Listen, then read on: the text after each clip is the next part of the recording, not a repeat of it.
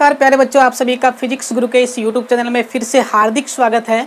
पिछले वीडियो में हम लोगों ने पोटेंशियोमीटर के बारे में अच्छे से पढ़ा और आज हम लोग पोटेंशियोमीटर की एप्लीकेशंस के बारे में जानने की कोशिश करेंगे।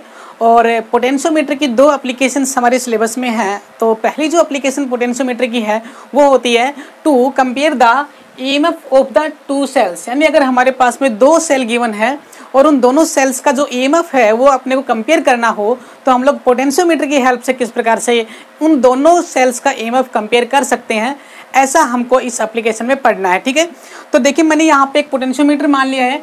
पोटेंशियोमीटर में यहाँ पे जो बैटरी है एक्सटर्नल सोर्स 20 वोल्ट की बैटरी है।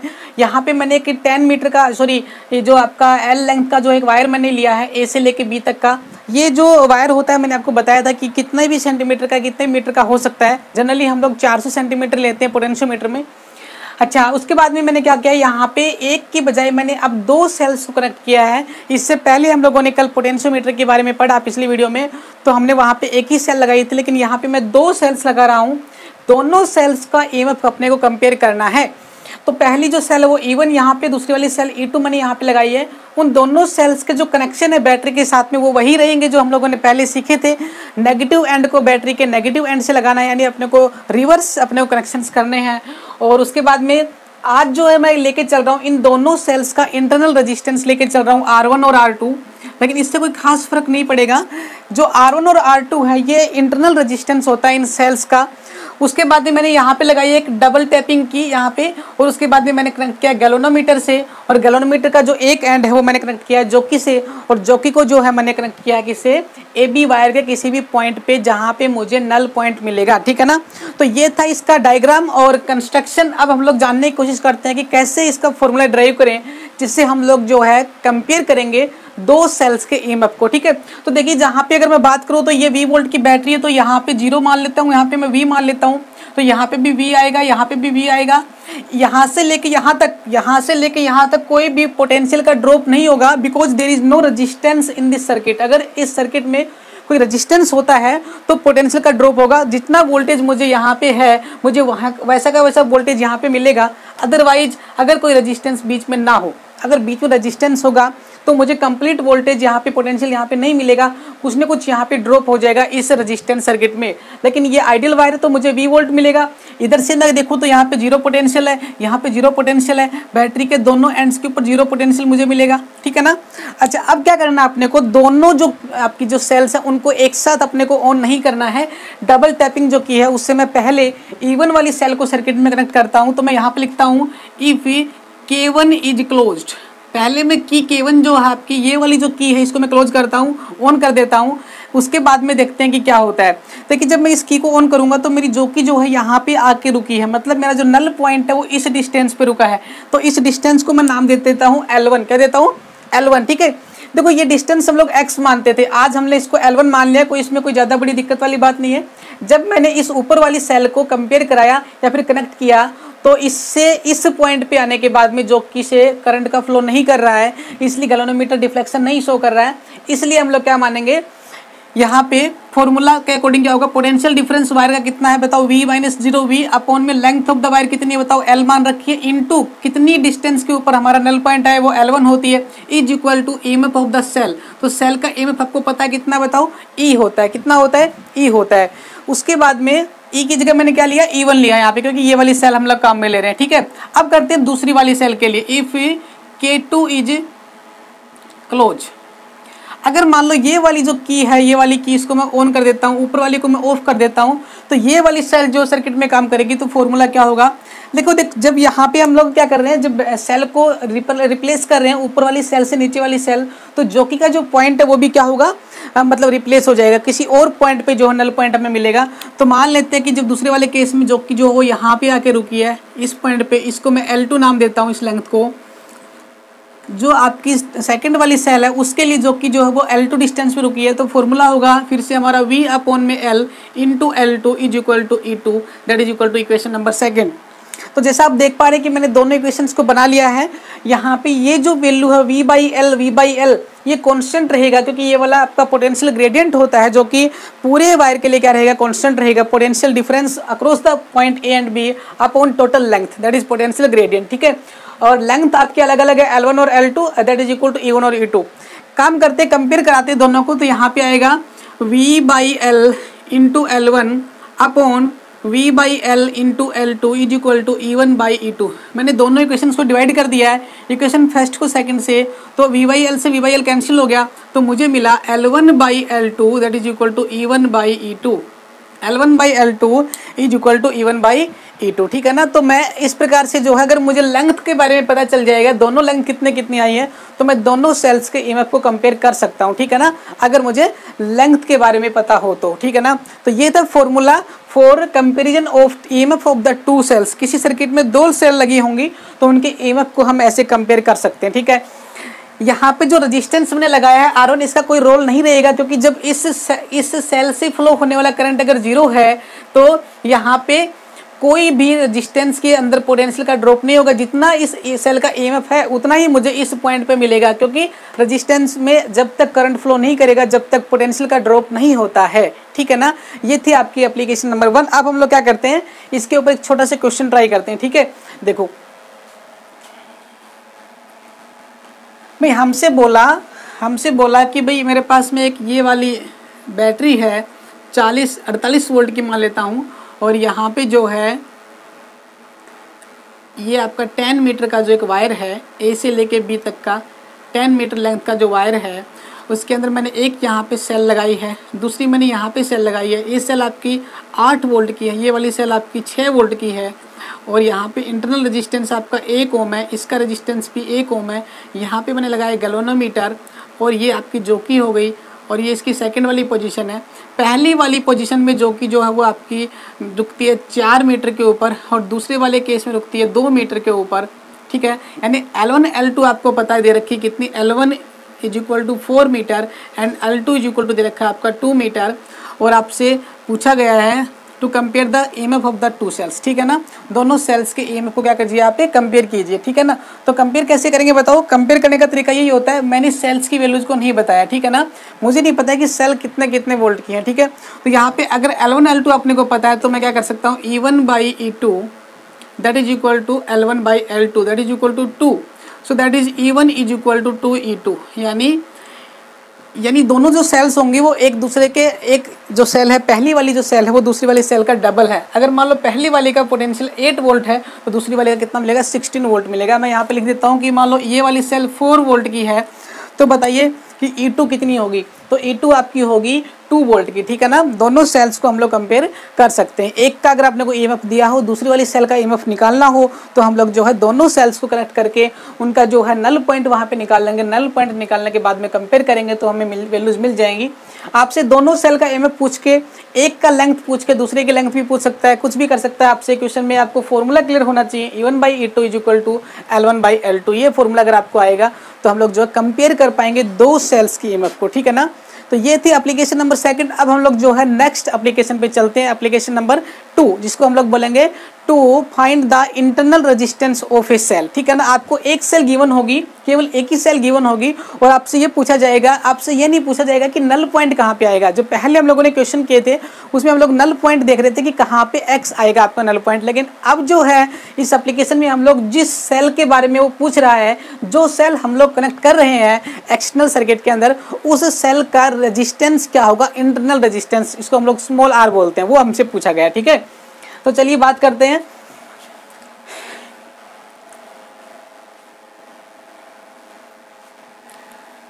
To find the internal resistance of a cell, एक सेल का हमें इंटरनल रेजिस्टेंस अपने को निकाल के दिखाना, ठीक है ना। तो हम लोग कैसे दिखाएंगे, देखो हमारे पास डायग्राम दे रखा है। एक आपकी बैटरी है 20 वोल्ट की, जो कि हमने यहाँ पे लगाई एक्सटर्नल सर्किट में, और यहाँ पे इसका रेजिस्टेंस मैं मान रहा हूँ कुछ R, और यहाँ पे मैं लगा रहा हूँ एक AB लेंथ का वायर कांस्टेंट और मैग्नीन का बना हुआ। यहाँ पे लगा रहा हूँ मैं एक E1 EMF E, जिसका है मैं नेगेटिव को नेगेटिव से जोड़ रहा हूँ, मतलब कनेक्शंस आर राइटली कलेक्ट, ठीक है ना, बिल्कुल सही तरीके से जोड़ रखा है इसको। और यहाँ पे इसका दे रखा है छोटा सा इंटरनल रेजिस्टेंस R, और इसको मैंने जोड़ रखा है एक बड़े रेजिस्टेंस से जिसका नाम है कैपिटल R। और यहाँ पे मैंने लगाई है एक की, यहाँ पे मैंने क्या लगाई है, एक की लगाई हुई है। और यहाँ से मैंने जोड़ा इसको गैल्वेनोमीटर से, और ये दिखा रहा है जॉकी की पोजीशन। मान लो जॉकी की पोजीशन पहले वाले केस में ये जो है ये L1 डिस्टेंस के ऊपर मान रहा है, ठीक है ना। जॉकी की पोजीशन को मैं J1 मान लेता हूँ, ठीक है।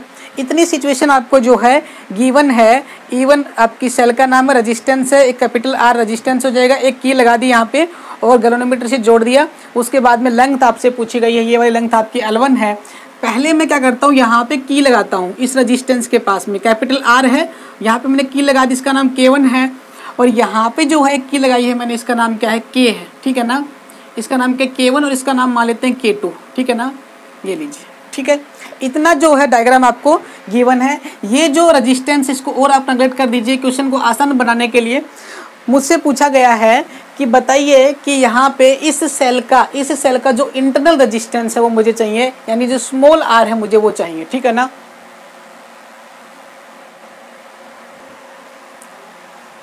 तो चलिए अब हम लोग क्या करेंगे, देखो यहाँ पे जो है सबसे पहले मुझे इस K1 की को क्लोज करना है। इफ K1 इज क्लोज, सबसे पहले मैं K1 को क्लोज कर रहा हूँ। देखिए K2 को मैं क्लोज नहीं कर रहा हूँ, तो उससे क्या होगा, देखो यहाँ पे इस बैटरी का पोटेंशियल कितना, 0, यहाँ पे कितना V, यहाँ पे कितना होगा, V होगा, यहाँ पे भी V होगा, यहाँ पे 0 होगा, यहाँ पे भी 0 होगा, यहाँ पे भी 0 होगा, यहाँ पे 0 होगा। सेल का जो EMF होगा E।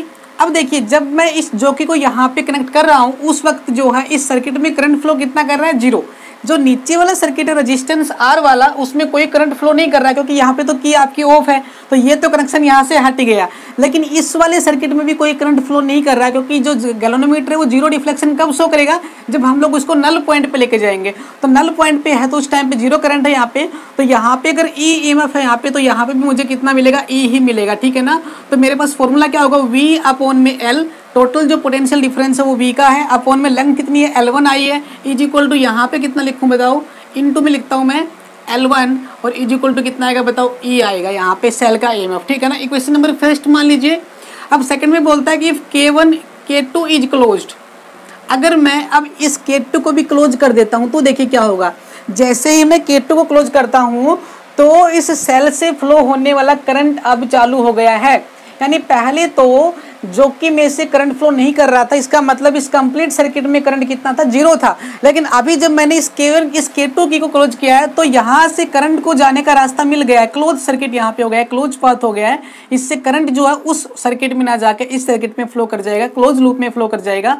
तो यहाँ पे जो जॉकी की जो सिचुएशन है वो क्या हो जाएगी, अब मान लीजिए कि जॉकी आपकी यहाँ पे आके रुक गई, जिसका नाम J2 है, और लेंथ इसकी जो है आपकी L2 मान लेता हूँ। किसी और पॉइंट पे जॉकी आके यहाँ पे रुक जाएगी तो वो उसका नल पॉइंट होगा J1 L2। तो उसके लिए फॉर्मूला क्या होगा, देखो फॉर्मूला होगा V/L। ये तो आपका पोटेंशियल डिफरेंस V है across the wire AB, total length इसकी L है, अपॉन इनटू क्या आएगा L2, जिस पॉइंट पे वहां पे नल पॉइंट हमारा है L2, इज इक्वल टू दिक्कत आ रही है यहाँ पे कि इसका जो EMF ऑफ द सेल, अब मैं क्या लिखूं, देखो जब आपका सेल से कोई भी करंट फ्लो नहीं कर रहा था तो जितना वोल्टेज मुझे यहाँ पे मिला था उतना ही पोटेंशियल मुझे यहाँ पे और वहां पे मिलेगा। लेकिन अभी जो है जब मैंने K2 को क्लोज कर दिया है तो इस सेल से फ्लो होने वाला करंट जो है इस सर्किट में फ्लो करेगा। पहले सर्किट में से कोई करंट फ्लो नहीं कर रहा था, इसलिए मैंने वहां पे सेल का EMF जितना था उतना ही लिया है। लेकिन अभी इस सेल से कुछ ना कुछ करंट फ्लो होगा, तो यहाँ पे कितना करंट मुझे पोटेंशियल मिलेगा, वो कितना होगा, V is equal to E minus का I इंटू R। देखो इस रेजिस्टेंस में से कुछ ना कुछ क्या होगा, इस रेजिस्टेंस में से कुछ ना कुछ पोटेंशियल का ड्रॉप होगा, वोल्टेज का ड्रॉप जरूर होगा, इसलिए फॉर्मूला आएगा V is equal to E minus I R. तो यहाँ पे मैं E ना लिख के क्या लिखूंगा, E माइनस का आई आर लिखूंगा, E माइनस का आई आर। और यहाँ पे जो है I की वैल्यू क्या आएगी, करंट जो होगा वो क्या होगा, current is equal to total voltage upon में total resistance, that is equal to R plus R। ये बात समझ में आ गई।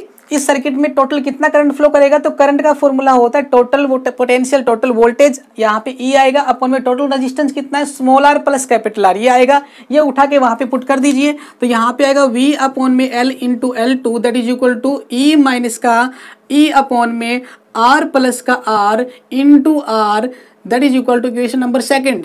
ये इक्वेशन नंबर सेकंड आ गया आपके पास में।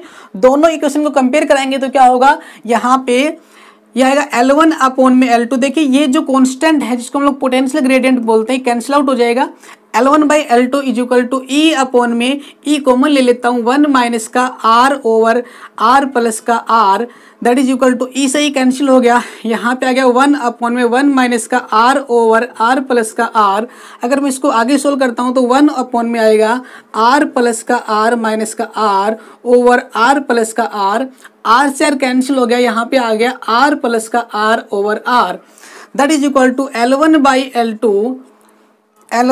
L2 यहाँ पे इज इक्वल टू आ गया R प्लस में R by capital R, that is equal to 1 plus का R बाई कैपिटल R। अगर मैं चाहूँ तो इस 1 को यहाँ पे ले आता हूँ मैं, तो मेरे पास फॉर्मूला बनेगा L1 बाई L2 माइनस का 1 is equal to R by R। तुम चाहो तो इस कैपिटल R को भी यहाँ पे लेके आ सकते हो, तो हमारे पास स्मॉल r का फॉर्मूला बन जाएगा। स्मॉल r जो होता है वो होता है internal resistance of the cell. Internal resistance of the cell that is equal to R is equal to capital R L1 upon L2 minus 1 that is equal to small r। तो ये था आपका सेल का internal resistance निकालने का formula. इससे हम लोग जो है सेल का इंटरनल रेजिस्टेंस निकाल सकते हैं, ठीक है ना। तो नेक्स्ट जो हम लोग छोटा सा क्वेश्चन और कर लेते हैं ताकि आपको और अच्छे से क्लियर हो जाए ये वाली चीज़। देखो मैंने यहाँ पे क्या लिया है, यहाँ पे मैंने 2 सेल्स को लगा लिया, ठीक है ना। थोड़ा सा फास्टली मूव करते हैं। एक क्वेश्चन आपको दे देते हैं। यहाँ पे एक सेल है, बैटरी है एक 40 वोल्ट की, यहाँ पे जो उसका रेजिस्टेंस इंटरनल दे रखा है, यहाँ पे एक 10 मीटर का जो वायर है AB जिसका नाम है। यहाँ पे मैंने 2 सेल लगाई हैं E1 और यहाँ पे मैंने लगाई है E2, E1 और E2, और यहाँ पे मैंने लगाया है R1 और R2 रेजिस्टेंस है, दोनों को मैंने कनेक्ट कर दिया है और विद द जोक की, और मैंने यहाँ पे जोड़ा है। और ये पूछ रहा है कि आपको बताना क्या है, आपको बताना है 40 वोल्ट की है यहाँ पे, ये वाला 4 ओम का रेजिस्टेंस है, इसका जो रेजिस्टेंस है वो 8 ओम आपको मानना है। जो आपका वायर इसका रेजिस्टेंस कितना मानना है आपको, 6 ओम मान लेना है, 6 ओम। और जो सेल्स के जो EMF है वो आपके दे रखे हैं 10 वोल्ट और 6 वोल्ट। ये 10 वोल्ट की है, ये 6 वोल्ट की है। और रेजिस्टेंस जो दे रखे हैं इंटरनल वो दे रखे हैं आपको 2 ओम दोनों का, इसका भी 2 ओम है, इसका भी 2 ओम है। इस बार दोनों को एक साथ कनेक्ट कर रखा है मैंने, और मुझसे पूछा गया है कि नल पॉइंट कहाँ पे आएगा, जिसको हम लोग X नाम दे देते हैं। नल पॉइंट आपसे पूछा गया कि फाइंड द नल पॉइंट। ये टोटल 10 मीटर का वायर है, यहाँ पे X पूछा गया आपसे, टोटल रेजिस्टेंस 6 ओम का, ये 4 ओम का 40 वोल्ट की बैटरी है, 10 वोल्ट की, 6 वोल्ट की, 2 ओम का रेजिस्टेंस, ठीक है ना। अब देखो यहाँ पे आपसे पूछा गया कि फाइंड द नल पॉइंट आपको निकालना, ठीक है ना। तो नल पॉइंट कैसे निकालेंगे, नल पॉइंट को निकालने के लिए हमको क्या करना पड़ेगा, सबसे पहले पता करते हैं यहाँ पे टोटल कितना करंट फ्लो करेगा सर्किट के अंदर, ठीक है ना। तो देखो यहाँ पे जब नल पॉइंट आया हुआ है तो यहाँ पे तो करंट 0 फ्लो कर रहा है, लेकिन इस छोटे वाले सर्किट में करंट फ्लो करेगा। तो पहले मैं ऊपर वाले सर्किट का करंट निकालता हूँ, I is equal to V by R। V कितना है 40 बटे में R कितना है 4 प्लस 6 कितना आएगा 10 ओम आएगा, तो 40 बटे 10 कितना आएगा 4 एम्पियर, ठीक है ना। इसमें जो करंट आएगा वो कितना आएगा बताओ, 4 एम्पियर का करंट आएगा, ठीक है ना। क्लियर भाई, ऊपर वाले सर्किट में कितना करंट फ्लो करेगा, 4 एम्पियर का करंट फ्लो करेगा। अगर 4 एम्पियर करंट फ्लो कर रहा है यहाँ से, तो मुझे एक बात बताइए, 4 एम्पियर का करंट हो और 4 ओम का रेजिस्टेंस हो, तो पोटेंशियल का ड्रॉप कितना होगा, 4 × 4 that is equal to 16 volt. तो यहाँ पे 40 वोल्ट की बैटरी है, 16 वोल्ट यहाँ पे ड्रॉप हो गया, तो बचा कितना बताओ 26 ना, कितना बच गया 26 नहीं बचा 24 वोल्ट बच गया, ठीक है ना। कितना बच गया 24 वोल्ट यहाँ पे बच गया। यहाँ पे कितना है 0, यहाँ पे कितना है 0, यहाँ पे कितना है 0, तो 24 और 0 यहाँ पे आएगा 24 अपॉन में टोटल लेंथ कितनी है 10 मीटर, इनटू में कितना X is equal to EMF of the cell. अब मुझे यहाँ पे जो बैटरी का जो EMF लिखना है वो दिक्कत आ रही है, कितना EMF यहाँ पे लिखूँ। तो टोटल जो EMF निकालने के लिए क्या करेंगे, दोनों जो सेल हैं वो कैसी लगी हुई हैं, आपकी रिवर्स में लगी हुई है, ये वाली कैसी लगी हुई है बताओ, पॉजिटिव को पॉजिटिव से जोड़ रखा, तो रिवर्स ही हो गया। तो रिवर्स हो गया तो क्या होगा, ये दोनों लेस हो जाएंगी। तो मुझे टोटल जो करंट नीचे वाले सर्किट में मिलेगा कितना मिलेगा, I is equal to E1 minus का E2 अपॉन में यहाँ पे रेजिस्टेंस आएगा कितना 2 प्लस का 2 बराबर 4, तो यहाँ पे आएगा 10 माइनस का 6 बटे 4 कितना आएगा 4 बटे 4 that is equal to 1 ampere का करंट यहाँ पे फ्लो कर रहा है।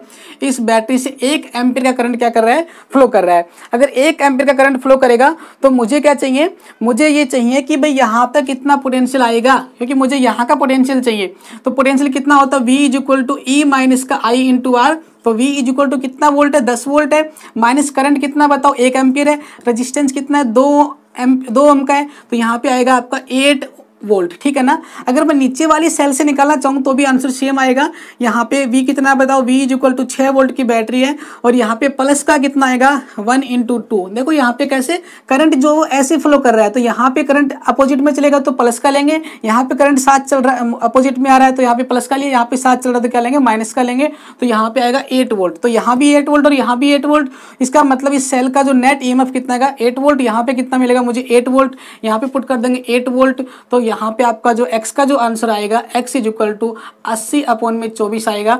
इसको हम लोग काट देंगे 6 से 20 से और आएगा 3.3 मीटर, 3.3 मीटर। तो जो x की जो वैल्यू वो कितनी आएंगी बताओ, वो आपकी आएंगी 3.3 मीटर, ठीक है ना। 3.3 मीटर जो है आपकी x की वैल्यू आएगी, यहाँ पे आपको नल पॉइंट मिलेगा। तो ये थी आपके पोटेंशियोमीटर और पोटेंशियोमीटर से रिलेटेड एप्लीकेशंस और उनसे रिलेटेड कंसेप्चुअल न्यूमेरिकल्स जो आपको IIT, JEE, CBSE, नीट वगैरह में पूछे जाते हैं। आई होप आप सभी को ये समझ में आए होंगे। अगले वीडियो में हम लोग जो है कुछ और अलग टॉपिक्स की बात करेंगे। तब तक के लिए thank you, have a nice day.